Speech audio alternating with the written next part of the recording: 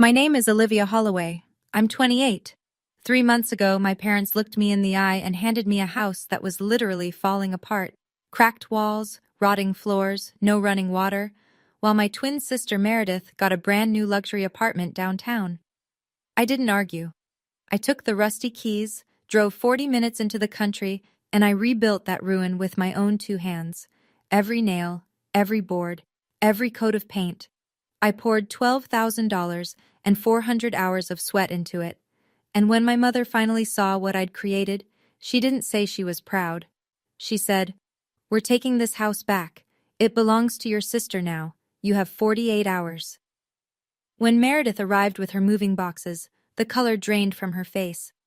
Before I tell you what happened, please take a moment to like and subscribe, but only if this story truly speaks to you.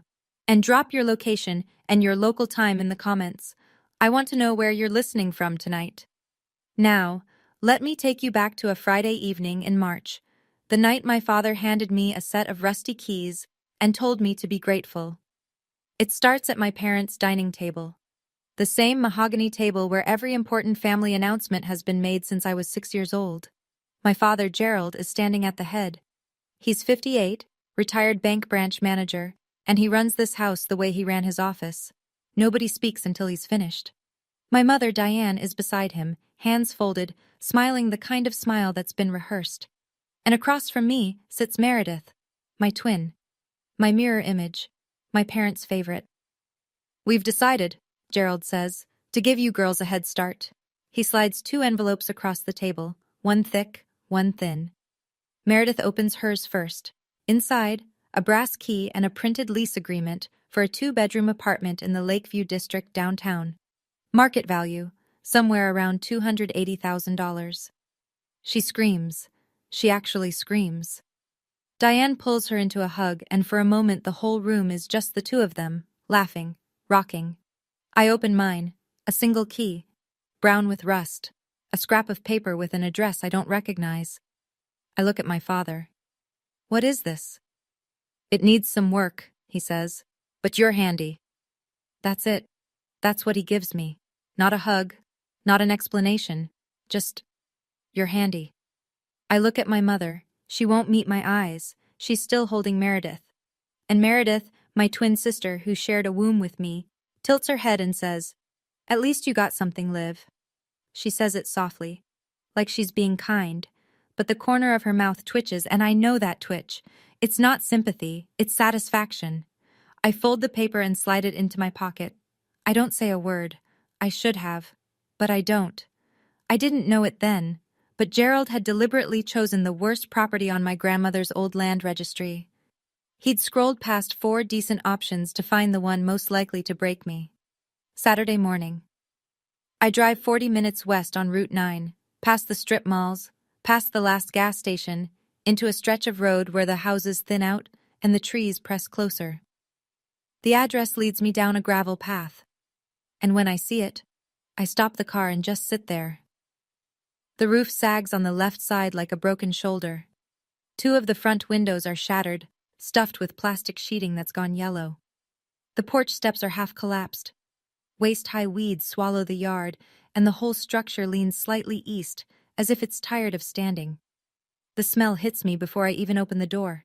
Mildew, rot, something animal.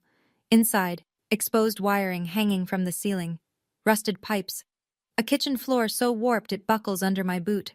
I sit on the porch, the one step that holds me. I call Marcus Webb, 30 years old, real estate attorney, and the only person who's never lied to me. We met freshman year of college. He's the kind of friend who shows up at 2 in the morning and doesn't ask why. "How bad?" he says. "Roof's caving, wiring's exposed, no running water." He's quiet for a second. "You want me to look at the deed?" "Not yet." My voice cracks and I hate it. "I just need a minute." He gives me the minute. He gives me 5. I hang up and stare at the house, and I think about my grandmother, Lorraine. When I was 9, she taught me to build a bookshelf in her garage. She put my hands on the wood and said, "Your hands know things your head hasn't figured out yet." That phone call with Marcus, I didn't know it then, would end up saving everything. I sit in my truck that night with a notebook and a calculator. Roof, $8,000. Floors, $5,000. Plumbing, 6. Electrical, 7. Paint, drywall, fixtures, another 9. Total estimate, $35,000. My savings account, $12,411. I close the notebook, open it again, start crossing things out. What can I do myself? Floors? Yes. Drywall? Yes. Paint? Obviously. Cabinets? Trim? Built-ins? That's literally my job. I'm a carpenter, a furniture restorer. I've been working with wood since I was 16, and I'm good at it. But my family has never once called it a career. To them, I'm the twin who sands chairs in a sad little workshop while Meredith wears blazers. Monday morning, Meredith calls. Her voice drips with that particular sweetness she uses when she's about to say something cruel. Oh, sweetie, are you really going to live there? It's mine. I'll make it work. You could just sell it, get a little apartment somewhere. I said I'll make it work. A pause. Then, okay, Liv. Good luck with that. That afternoon, Diane texts, "Don't waste your savings, Olivia. Your father knows best." I don't reply. I drive to the hardware store and buy 200 pounds of lumber. The first week, I tear out the rotted kitchen floor on my hands and knees. I haul debris to a rented dumpster. A woman from next door, Ruth, 65 with reading glasses and a no-nonsense jaw, leans over the fence and watches. "Lot of work," she says. "Yeah." She brings me a pitcher of ice water without being asked. Then she says something that sticks. "This land used to belong to Lorraine Price. She your grandma?" I stare at her. "Yes, but how do you know that?" Ruth shrugs. "I've lived here 30 years, honey. I know who owned what." I file that away. I don't understand it yet, but I file it. 6 weeks in, my savings are gone. Not low. Gone. Every dollar I had is now embedded in the bones of this house. New subfloor, fresh drywall, a repaired roof that no longer leaks when it rains. The kitchen has cabinets I designed and built myself, white oak with dovetail joints. The living room wall that was crumbling is now smooth, painted warm white, and if you press your hand against it, it's solid. But the electrical system is a problem. The original wiring is knob and tube from the 60s. I've replaced what I can reach, but the panel needs a licensed electrician. That's $3,000 to $5,000 I don't have. So I run temporary wiring through conduit. It's safe for now. It passes a visual check, but it's not permanent. I write it down in my project notebook, underlined twice. Electrical. Priority. Get licensed electrician, ASAP. I pick up freelance work at night. Custom cutting boards, a reclaimed wood dining table for a couple in the next town, $60 here, $90 there. It's not enough, but it keeps the lights on. Literally. Then Gerald shows up. No call, no text. He just appears in the doorway one Tuesday afternoon, hands in his pockets, looking around like a landlord inspecting a rental. He walks through the living room, runs his finger across the mantel I restored from the original fireplace surround. Opens a cabinet door, lets it swing, doesn't say nice work, doesn't say anything for a full minute. Then, not bad. I wait for more. But don't get too attached. I feel my stomach drop. What does that mean? He looks at me. Flat. Unreadable. I said what I said. He leaves. From the window, I watch him drive away, and I notice something I wish I hadn't. The way he looked at the house wasn't pride. It was appraisal. 2 days later, I stop by Meredith's apartment to pick up a drill I lent her months ago. She says she's busy, can't come to the door. Leave it on the mat, she'll find it later. But I'm already in the hallway, and I see what's stacked outside her door. 11 Amazon packages. Not small ones. Shoeboxes, garment bags, a flat-screen TV still sealed in foam. The packages are piled so high they block the welcome mat. I knock again. "Mare, I just need the drill." "I said I'm busy, Olivia." Her voice sounds thin, stretched. I step back, and through the gap beneath her door, I can see the living room light flickering. She's watching television at 2 in the afternoon on a workday. Then I hear her phone ring inside. She picks up, and her voice drops to that specific whisper people use when they don't want the walls to hear. "Mom, I just need a little more time. The credit card company keeps calling." Pause. "No, I haven't told him.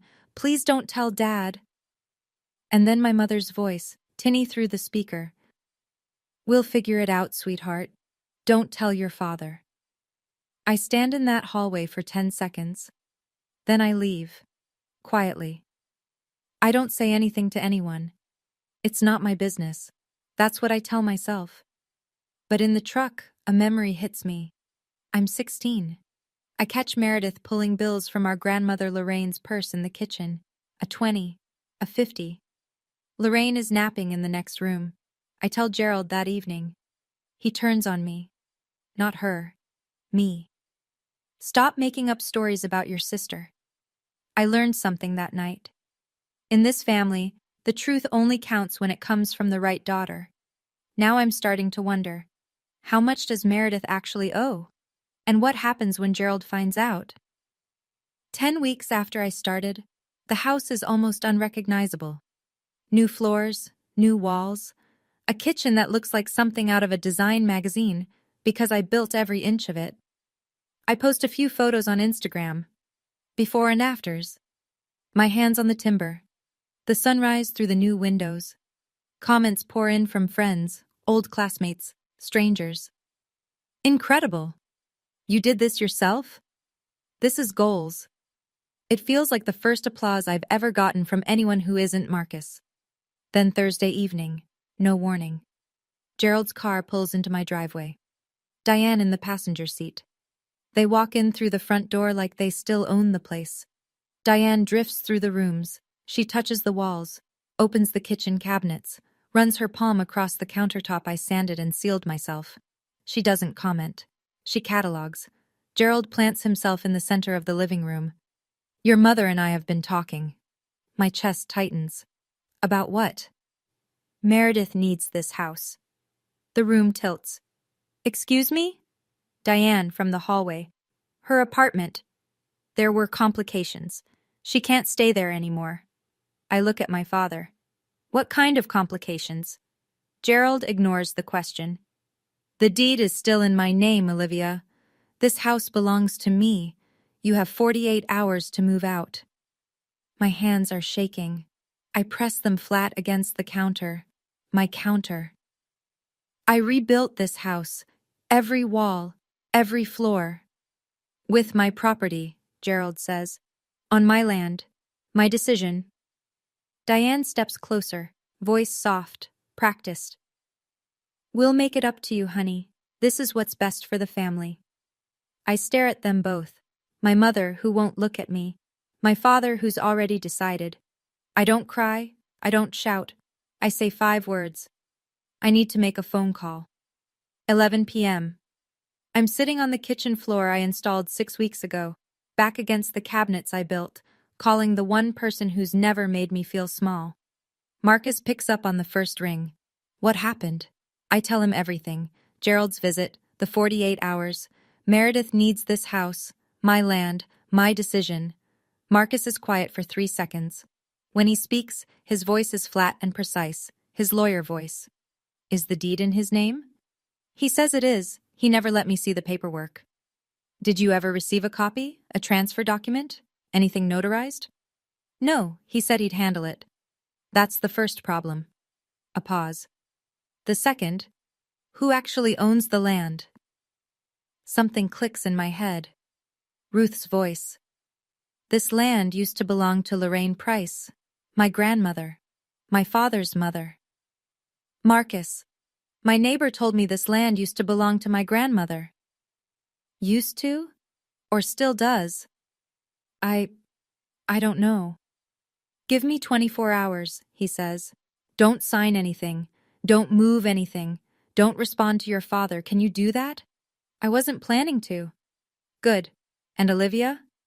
Yeah? I've been waiting for you to let me help. His voice cracks just slightly on the word, waiting. And I realize he's been watching me carry this alone for 10 weeks. He asked me about the deed the very first day. I waved him off. I told myself I didn't need a lawyer. I told myself family would work it out. I was wrong. I hang up. At 12:30 a.m., my phone buzzes. Gerald. Clock is ticking, Olivia. Don't make this harder than it needs to be. I read the text. I don't reply. For the first time in 28 years, I choose not to make it easier for him. By 9 the next morning, my phone has 17 unread messages. Diane, please don't do this to our family. Just let Meredith have the house. We'll make it up to you somehow. Meredith, Liv, I really need this. I'm in a bad place right now. Please. Aunt Carol, my mother's younger sister, your mother is in tears. How can you be so selfish, Olivia? A cousin I haven't spoken to in 2 years. Family first. Don't be that person. They've activated the phone tree, the entire network, mobilized in 12 hours. And the message is unanimous. Olivia is the problem. Gerald calls at 10. His voice is cold, controlled. The voice of a man who has never once lost an argument in his own house. If you fight this, you won't just lose the house. You'll lose your family. I hold the phone away from my ear and stare at the screen. Then I set it face down on the workbench and pick up a chisel. I'm in my workshop, the small one I rent behind the hardware store on 5th Street. It smells like sawdust and linseed oil, the two best smells in the world. I run my thumb along the edge of a hand-carved chisel my grandmother Lorraine gave me when I turned 18. And I talk to you, because I need someone to hear this. My whole life, I was taught that family is everything, that you sacrifice, that you bend, that you make room. But no one ever taught me that family can also be the people who use love as a weapon, who wrap control in the word sacrifice, who hand you a pile of rust and call it a gift. Then a notification pops up. It's in the family group chat. Aunt Carol, clearly meaning to text Diane privately, has sent a message to everyone. Diane says Meredith owes over $60,000 in credit cards. Gerald doesn't know yet. What do we do? I screenshot it, and I save it. Marcus calls at 4 that afternoon. He doesn't say hello. Olivia, the land was never in Gerald's name. I set down my sander. What? It's held in a trust, a revocable living trust, established in 2012. The trustee and grantor is Lorraine Price, your grandmother. My skin goes cold. That's not. Gerald told me he owned. Gerald lied. Or he assumed. Either way, the county recorder's office has no deed transfer to Gerald Holloway. The land, and any structures on it, belong to the trust, and the sole listed beneficiary, he pauses, is you. I sit down on the workshop floor. Me? You. I haven't spoken to my grandmother in almost 2 years. Not by choice. Gerald told me she was getting confused, that calling her would only stress her out. He said it so many times I stopped questioning it. I stopped calling. I dial her number with shaking hands. It rings 4 times. Hello? Her voice is thinner than I remember, but steady. Grandma? It's Olivia. Silence. 1 beat. 2. I was waiting for this call, sweetheart. I can't breathe. I tell her what Gerald did. The house, the renovation, the 48 hours. All of it, rushing out of me like a dam breaking. She listens without interrupting. When I finish, she says, I set up that trust for you. Not for your father, not for Meredith. For you. The year you turned 18, because I saw how they treated you, baby. I saw it, and I planned for it. I'm crying now. I don't try to stop. I'm old, Olivia, but I'm not gone yet, and that land is yours. I wipe my face. Grandma, thank you. I don't even know what to. There's one more thing I need to tell you, she says. But not on the phone. I'm coming to see you. She hangs up before I can argue. The next evening, Marcus sits at my kitchen table, the one I built from reclaimed pine, and spreads out 3 stacks of paper. Stack 1, the trust deed. Lorraine Price established a revocable living trust in 2012, naming herself as trustee and me as sole beneficiary. The trust holds the property at this address, the land and any improvements on it. It's been notarized, recorded with the county, and it's airtight. Stack 2, every building permit, every contractor receipt, every material invoice from the last 10 weeks, all of them are in my name. When I pulled permits from the city, I signed as Olivia Holloway, property occupant and trust beneficiary. The city approved them, not Gerald, me. Stack 3, A screenshot of Aunt Carol's misfired text. Meredith owes over $60,000 in credit cards. Gerald doesn't know yet. Marcus taps the trust deed. Your father has no legal claim. He can't transfer what he doesn't own. He can't evict you from your own property. So the 48 hours is a bluff, a loud one, but still a bluff. I exhale. It's the first full breath I've taken in 2 days. So what do we do? Marcus leans back. Nothing yet. We wait for them to make their move publicly, then we respond.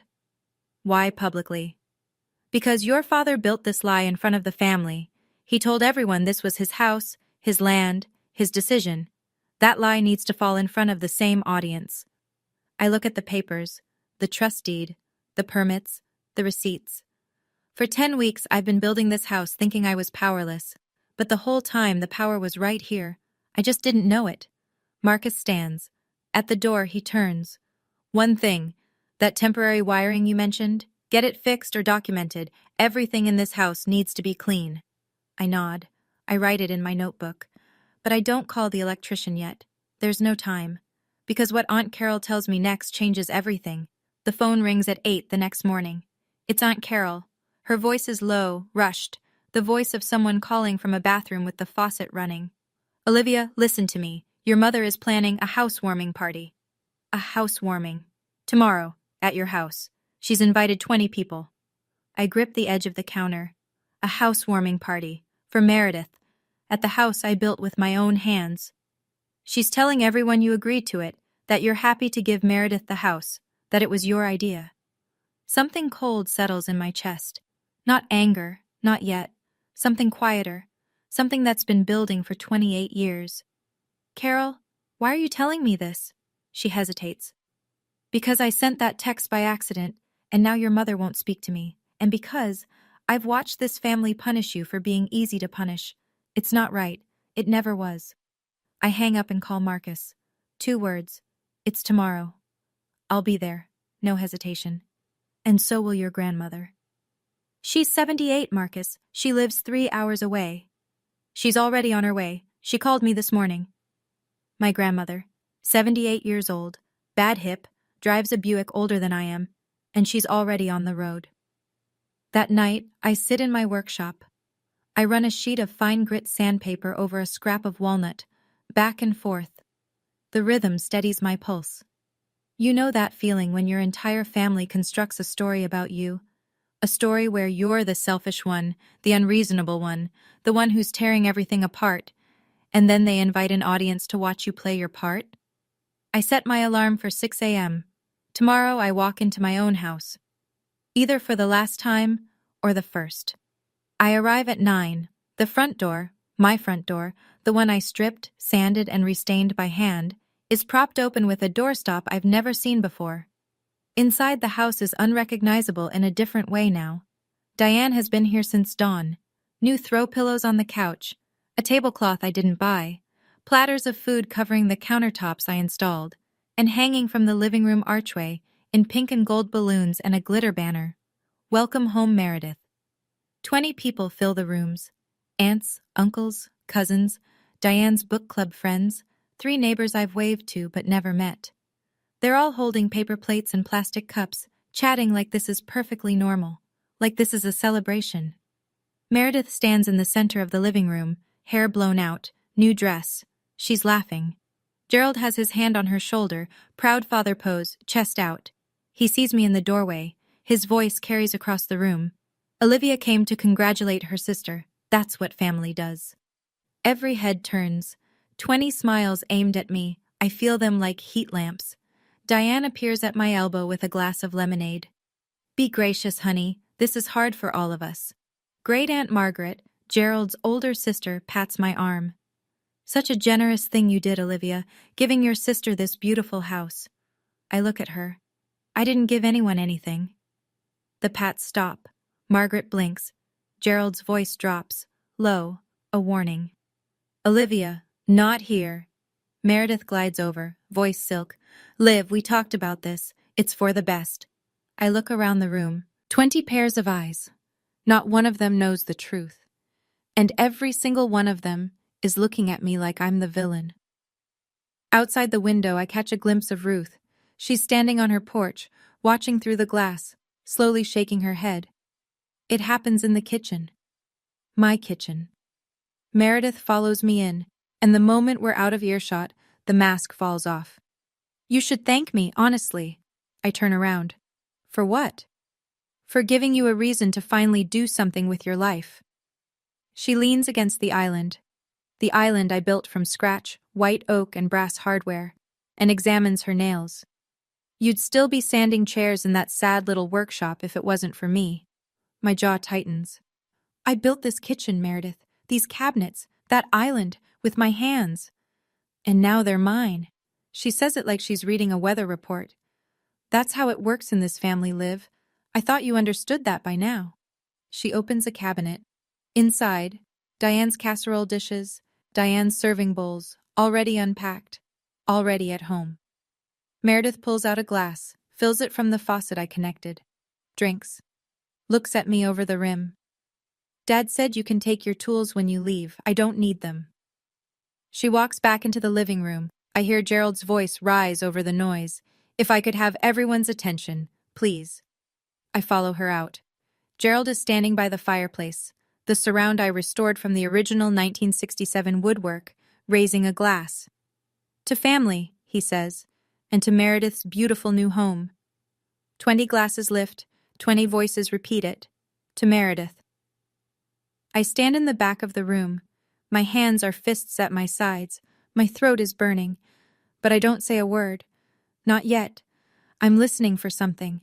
A knock at the door. A car pulling into the driveway. Any second now. I know. I know some of you are screaming at your screens right now.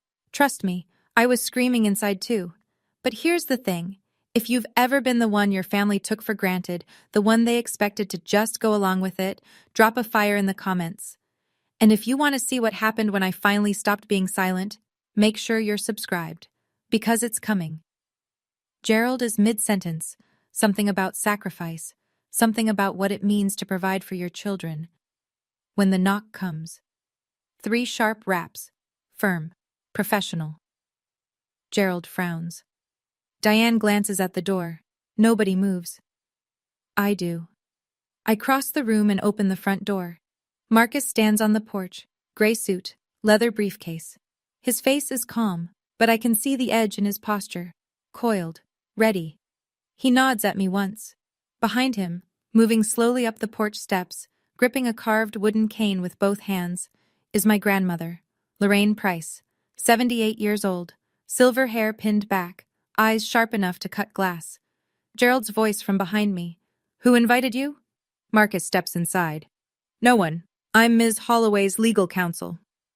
She doesn't need a lawyer, Gerald says. This is a family matter.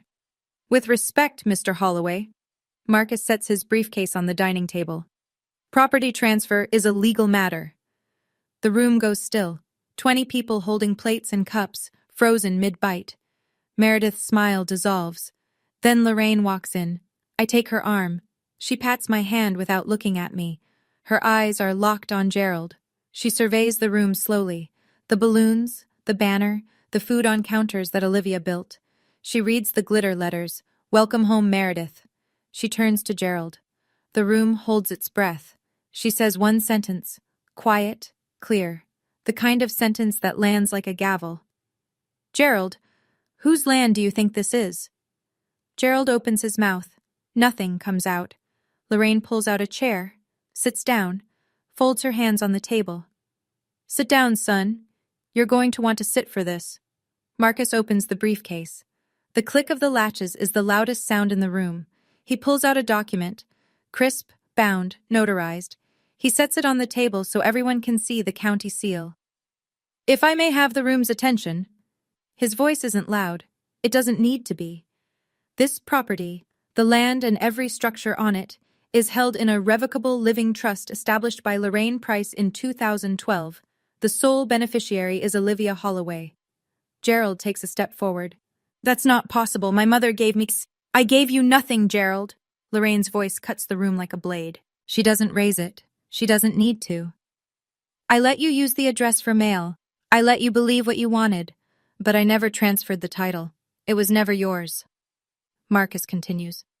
Mr. Holloway, you hold no deed, no title, and no legal authority to transfer this property to anyone. Furthermore, every building permit, every contractor invoice, every material receipt for the renovations performed over the past 10 weeks is filed under Olivia Holloway's name. She is the legal owner of all improvements. The county recorder's office can verify every page. Diane, voice cracking. Mother, how could you do this to us? Lorraine looks at her daughter-in-law, steady, unblinking. I did this for Olivia, because you two couldn't. The seesaw starts. 20 people who walked in thinking this was a housewarming are now realizing they've been invited to a lie. Great Aunt Margaret turns to Gerald. Gerald, you told us this was your house. Gerald says nothing. His face is the color of raw steak. And then Lorraine adds quietly, to no one and everyone, I set up this trust the year Olivia turned 18. Because I saw how you treated her, Gerald. I saw it. And I planned ahead. For a moment, nobody breathes. Then Meredith steps forward. Her hands are shaking. Her perfect composure, the composure she's worn like armor her entire life, is cracking at the seams. This doesn't change anything. Mom and Dad said, Gerald sharp. Meredith, be quiet. No! Her voice pitches high, desperate. I need this house. I don't have anywhere else to go. The room freezes. Not whispers now. Silence, the kind that swallows sound. Gerald turns to her, slowly. What do you mean you don't have anywhere else? Meredith's eyes are wet. Her lips move before her brain catches up. The apartment. I lost it. I couldn't keep up with the payments. Gerald stares at her, then at Diane, his wife, who has been clutching a dish towel to her chest like a lifeline. You lost the apartment, Gerald says. The apartment I gave you 3 months ago. Diane's chin drops. Gerald, I was going to tell you. You knew? The room ruptures. 20 people watch as Gerald's face cycles through shock, betrayal, fury. Meredith is crying, real tears now, mascara streaking. Diane is crying too, reaching for Gerald's arm, and he pulls away like her hand is on fire. Aunt Carol stares at the floor. Great Aunt Margaret picks up her purse. I think, she says quietly, we should all go home. People start moving. Coats, keys, mumbled goodbyes. No one looks at Gerald. No one looks at Meredith. They look at me. Quick, uncertain glances. And then away. I'm standing in the corner of the room, my grandmother's hand in mine. I haven't moved. I haven't spoken. Gerald turns to me. His voice is broken glass. You planned this. I meet his eyes. No, Dad, you planned this. I just showed up. The house empties. Paper plates on the counter, half-eaten casseroles. A balloon drifts across the floor and settles against the wall. Gerald and Diane sit on the sofa, my sofa, that I reupholstered from a thrift store frame. Meredith is somewhere outside. I can hear her crying in her car through the open window. Marcus steps forward. He holds out a white envelope. Mr. Holloway, this is a formal cease and desist letter. You are not to enter this property again without Olivia's written consent. Any attempt to claim ownership, alter locks, or contact Miss Holloway with threats regarding this property will be documented and forwarded to the County District Attorney's office. Gerald looks at the envelope. He doesn't take it. Marcus sets it on the coffee table. Everything is documented. The trust deed, the permits, the receipts. The law is clear. Diane turns to me. Her eyes are swollen. Olivia, please. Please what, Mom? Please give up? Please be the easy one again? Please fold so you don't have to face the mess you made? I don't say any of that. What I say is, Mom, I love you, but loving someone doesn't mean letting them take everything from you. Diane's face crumbles. Gerald stands. He doesn't look at me, doesn't look at Marcus, doesn't look at his mother. Lorraine, still seated, still holding her cane, speaks one last time. You could have been proud of her, Gerald. That would have cost you nothing. He walks out the front door without a word. Diane follows. The car starts. Gravel crunches. Then it's quiet. Marcus puts a hand on my shoulder. You okay? I look around the room. The banner hangs crooked. A cup of lemonade sweats on the mantel I restored. Not yet, I say. But I will be. That evening, I changed the locks on the front door. I do it myself. 4 screws, a new deadbolt, a brass handle I've been saving for the right moment. My hands are steady. My breathing is even. It's just hardware. But it feels like drawing a line in concrete. Ruth comes over with a pot of yellow chrysanthemums. She sets it on the porch railing and looks at me through her reading glasses. I always knew that house was yours, honey. Yeah? Your grandparents built it together in '67. I was 17. I watched them carry the lumber. I hold the pot and let that settle into me. 1967. My grandparents' hands on this same frame. My grandmother's trust protecting it decades later. And now my hands finishing what theirs started. I tear down the banner, pop the balloons, sweep the floors, load the leftover food into bags for Ruth and her neighbor. And then I sit in the middle of the living room, the room I rebuilt from bare studs, in perfect silence. It's the first silence that isn't fear, it's just quiet. My phone buzzes. Marcus. Get that electrical work done, Liv. Seriously, I call the electrician, schedule it for next Thursday. Then, while clearing Diane's things from the hall closet, I find something. A letter. Yellowed envelope, no stamp. Hand-delivered and hidden. The handwriting is Lorraine's. My dear Olivia, your grandfather and I built that house together in 1967, the summer we married. I always meant for it to go to someone who would love it the way we did.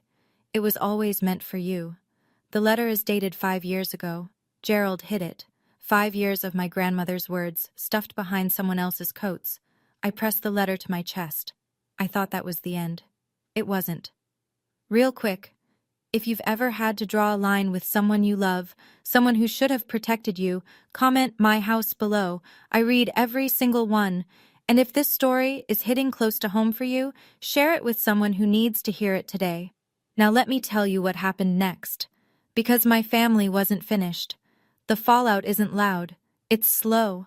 It's the kind of damage that spreads like water finding cracks. 1 week after the housewarming, Great-Aunt Margaret stops returning Gerald's calls. She tells Aunt Carol she's deeply embarrassed to share a last name with him.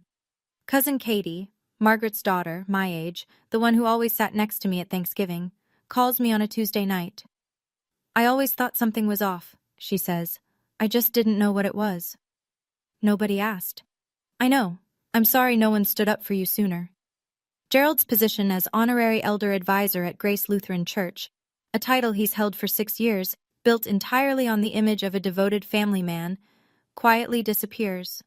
The pastor doesn't fire him, he simply stops calling. Gerald's name is removed from the weekly bulletin. No announcement, just absence. Diane goes dark on Facebook. No more family photos. No more "blessed to have my girls" posts.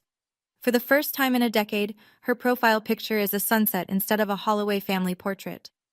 Meredith gets her first call from a collections agency, then her second. Without Gerald and Diane running interference, $62,000 of credit card debt has her name on it. All of it.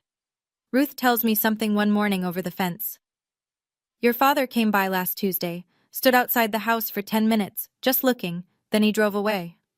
I don't know what to do with that, so I file it the way I file everything I'm not ready to feel. Then an email lands in my inbox, from a reporter at Homestead and Craft magazine. She found my renovation photos on Instagram. She wants to feature the house. She wants to know who did the work my father said wasn't a career. Gerald calls on a Thursday, early afternoon. I'm in my workshop fitting a mortise joint for a client's bookcase. His name flashes on my screen and my hands go still. I answer. We need to talk, he says. His voice is tired. Not soft. Gerald doesn't do soft, but worn, like a tool that's been used without maintenance. I'm listening. Your grandmother isn't thinking clearly. She's old. She doesn't understand what she did with that trust. I close my eyes. We should contest it, he continues. The family should have a say. I'll get a lawyer. We can... Dad, he stops. She set up that trust with her own attorney. It's been notarized, recorded, and active for over a decade. Lorraine is perfectly competent. You know that. Silence. I can hear him breathing. I'm your father, Olivia. That land should have been mine. It was never yours, Dad. I set down the chisel. And neither am I. The line goes quiet for so long I check to see if he's hung up. He hasn't. "You're making a mistake," he says finally. The same voice he used when I told him I was becoming a carpenter instead of going into banking. The same flat, dismissive tone. "No," I keep my voice even. "I made a mistake every time I believed you'd treat me fairly. That's over now." I end the call. My thumb shakes over the screen. I want to tell you it felt powerful. It didn't. It felt like pulling a splinter out of a wound that's been infected for years. Necessary, painful, and long overdue. Setting boundaries with someone you love is never the triumphant moment people think it is. It's quiet, it's lonely, and sometimes the bravest thing you can say is simply, enough. 2 weeks later, Saturday morning, I'm on the porch sealing a window frame when I hear a car pull into the gravel drive. The engine cuts, a door opens and doesn't close for a long time. Meredith walks up the path, no makeup, hair pulled back in a knot. She's wearing a sweatshirt I've never seen, gray, too big for her, the kind of thing she'd normally never be caught dead in. Her eyes are swollen. She looks 10 years older than she did at the housewarming. She stops at the bottom of the porch steps. My porch steps, the ones I rebuilt. "I'm not here to ask for the house." I set down the brush. "Then why?" "I don't know how to fix my life, Liv." Her voice is raw. No performance, no practiced sweetness, just a woman drowning. "I owe $62,000. I haven't slept in a week. The collections people call every morning at 7. I look at my twin sister, and for the first time, I don't see the golden child. I don't see the one who always got the bigger portion, the warmer hug, the louder applause. I see someone who was handed everything and taught nothing, someone who never learned to build because she never had to. "I can't fix that for you," I say. "And I won't." "I know. But I can give you the number of a financial counselor Marcus knows. The rest is on you." She nods, wipes her face, turns to go. At the bottom step, she stops, reaches into her bag, pulls out a small cardboard box, and sets it on the railing. "I'm sorry," she says. "For the kitchen. For all of it." I look at her. "I hear you." I don't say I forgive you, because I'm not there yet, and I don't owe anyone forgiveness on a timeline that isn't mine. After her car disappears down the gravel road, I open the box. Inside, 2 thin silver bracelets. My grandmother gave them to us when we were 8. One for each twin. Meredith kept both for 15 years. 1 month later, a photographer stands in my living room with a DSLR camera and a reflector board, and I think, this is the strangest thing that's ever happened to me. The reporter from Homestead and Craft is named Dana. She's in her 40s, all business, with a tape recorder and a notebook full of questions. She walks through every room, touching the trim work, crouching to examine the dovetail joints on the kitchen cabinets, running her palm along the fireplace surround. "Who did the millwork?" she asks. "I did." "And the floors?" "Me." "The cabinetry?" "Also me." She looks up from her notebook. "Who taught you to build?" I smile. "My grandmother." The article runs 3 weeks later. Title: From Ruin to Remarkable. How one woman rebuilt a 1967 home with her own hands. 4 pages, 12 photos. They use the before and after of the kitchen as the centerfold spread. Ruth appears in one of the photos. She's leaning on the fence between our yards, grinning, holding up a lemonade like a toast. Within a week, I get 3 custom furniture commissions: a dining table, a set of bookshelves, a nursery crib in white ash. My workshop finally has a name: Holloway Woodworks. I hang the sign myself. Marcus calls to congratulate me. "Trust is fully recorded. Title insurance is done. No one can touch it." "Thank you, Marcus, for everything. That's what friends are for." A beat. "Now please tell me you called the electrician." I laugh. Actually laugh. "Done. Last Thursday. Full panel replacement, new wiring, inspection passed." Thank God. That weekend, I get an email from the community center downtown. They want to know if I'd teach a woodworking workshop for women. I say yes. The class fills in 3 days. Lorraine comes to stay for a week in May. She arrives in the Buick with a flat of marigolds, a bag of potting soil, and a photo album I've never seen. We plant the flowers in the front yard, side by side on our knees in the dirt, just the way she taught me to sandwood. Slow, steady, with your whole hand. She tells me this is the exact spot where she and my grandfather planted their first garden in the summer of 1967. Marigolds and zinnias, the same flowers. Your grandfather would have loved what you did with the kitchen, she says, pressing soil around a seedling. I found your letter, I tell her. The one Dad hid. She doesn't look up. I wrote 3 letters. He hid all of them. But you're here now, baby. That's what matters. 3 letters. 3 attempts to reach me. 3 times Gerald stood between us and decided I didn't deserve to hear from the woman who loved me most. We sit on the porch when the sun gets low. The porch I rebuilt. Ruth brings over a pitcher of lemonade without being asked. It's become a ritual. The new neighbors across the road, a young couple who moved in last month, wave from their driveway. I wave back. Lorraine reaches over and takes my hand. Her skin is paper thin, but her grip is iron. The best revenge isn't revenge at all, she says. It's the life you build after. I look out at the yard, the marigolds, the fresh paint, the house that was a ruin 4 months ago. I didn't receive fairness from my family, but I built it for myself, with concrete and oak and the truth. I know, Grandma. She squeezes my hand. I know. A week after Lorraine leaves, I sit down at my desk, the one I built from reclaimed cherry, the first piece of furniture I ever sold, and I write an email. Mom, Dad, I love you. That hasn't changed, but I will not accept being treated as less than. I will not be the daughter you take from to give to someone else. I will not shrink so that someone else can fill the space. If you want a relationship with me, it starts with respect, not control, not obligation, not guilt. I'm not closing the door, but I'm choosing who gets to walk through it. Olivia. I hit send. I don't get a reply. Not that day, not that week. And for the first time, I'm okay with the silence, because it's my silence now. I chose it. It wasn't pushed on me. Friday evening. I sit in the living room. The house is quiet. Through the window, I can see Ruth's porch light, the marigolds in the yard, the road that leads to town, where 3 clients are waiting for furniture I designed. On my workbench, inside the top drawer, sit 2 silver bracelets, the ones Meredith returned. I don't wear them. But I haven't thrown them away either. Someday maybe they'll mean something different. But not today. I look around this room. Every surface tells a story.